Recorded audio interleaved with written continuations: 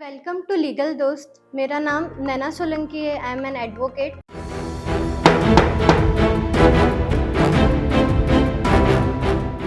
आज मैं बात करूंगी रिट्स के बारे में।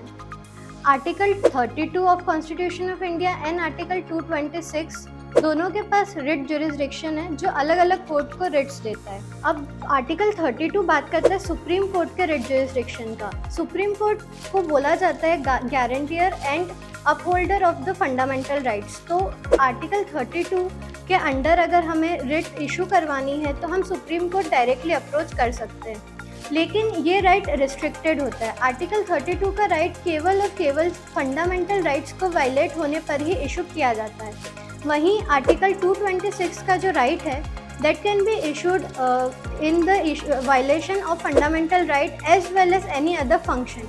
अब ये जो एनी अदर फंक्शन है इसमें एडमिनिस्ट्रेटिव फंक्शंस में इंक्लूड हो जाते हैं। 5 तरह के रिट्स होती है, एक एक करके हम ये रिट्स डिस्कस करेंगे। फर्स्ट रिट है हैबियस कॉर्पस। हैबियस कॉर्पस का मतलब होता है सहशरीर प्रस्तुतिकरण, which means to have the body. अगर कोई व्यक्ति इलीगली डिटेन्ड है, ऐसी कंडीशन में कोर्ट यह रिट इशू करती है कि उस बंदी को प्रस्तुत किया जाए। यहीं पर अगर वह लॉफुली डिटेन्ड है वहाँ ये रिट इशू नहीं हो सकता है। दूसरी तरह का रिट होता है मैंडेमस, जिसका अर्थ होता है वी कमांड। यह रिट तब इशू किया जाता है जब जो कोर्ट इसे इशू कर रही है, बीइंग सुप्रीम कोर्ट या हाई कोर्ट, ये कमांड देती है एक पब्लिक अथॉरिटी को to perform their public function.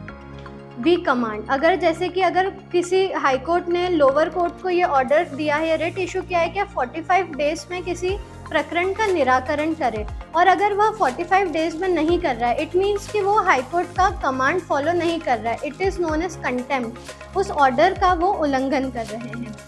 Third type of writ is certiorari. Certiorari का मतलब होता है कि एक हायर कोर्ट लोअर कोर्ट को ये कहता है कि आप अपने जो रिकॉर्ड्स है उन्हें पेश करें फॉर रिव्यू।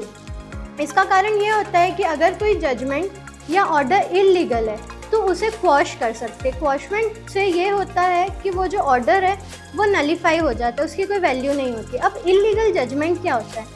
तो 4 कारण होते हैं जिस वजह से किसी जजमेंट को इलीगल कहा जा सकता है।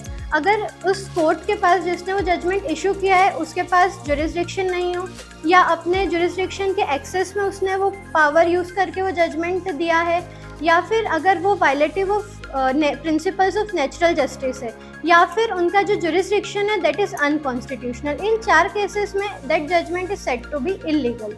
फोर्थ रिट आती है prohibition, which means to forbid. अब ये सुना होगा आपने कि prevention is better than cure. तो जो क्योर है वो सर्ट्योरारी है कि एक बार इलीगल जजमेंट पास हो गया उसके बाद उसका क्वॉशमेंट हो रहा है। वहीं पर जो प्रोहिबिशन है, प्रोहिबिशन वो जजमेंट के इशू होने के पहले ही ये रिट इशू हो जाती है कि उस पर रोक लग जाती है। किसी भी इलीगल जजमेंट के पास होने के पहले ही उस जजमेंट पर रोक लग जाती है कि ऐसा ना किया जाए। आखिरी रिट होती है को वारंटो, जिसका मतलब होता है बाय व्हाट अथॉरिटी। इसमें कोर्ट जब ये रिट इशू करती है इसका ये मतलब होता है कि वो एक पब्लिक अथॉरिटी से पूछ रही है, एक पब्लिक ऑफिस से, कि आप इस ऑफिस में किस अथॉरिटी से बैठे हुए हैं। ये जो लास्ट रिट है इसे कोई भी स्ट्रेंजर आप इस रिट पिटिशन के थ्रू इस रिट को इशू करवा सकता है। तो ये है 5 तरह के writ: habeas corpus, mandamus, certiorari, prohibition and quo warranto.